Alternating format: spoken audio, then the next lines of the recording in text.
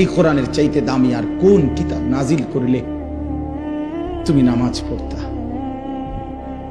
এর চাইতে উত্তম এত কতবার বললে?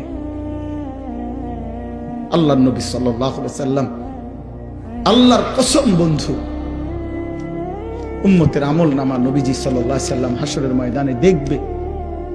নবীজির সামনে আমল নামা নবী হাতে নিবে, দেখবে।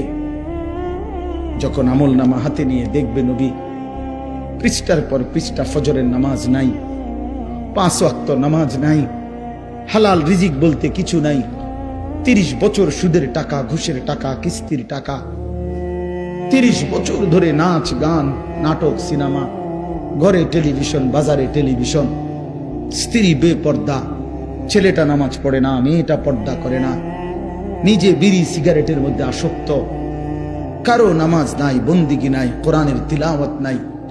এই আমল নামা দেখে আল্লাহর কসম নবী জিজ্ঞাসা করবে, উম্মত এত বড় বেইজ্জতি তুই আমারে কেমনে করলি? উম্মত আমার সামনে এটা তুই কি দিলি?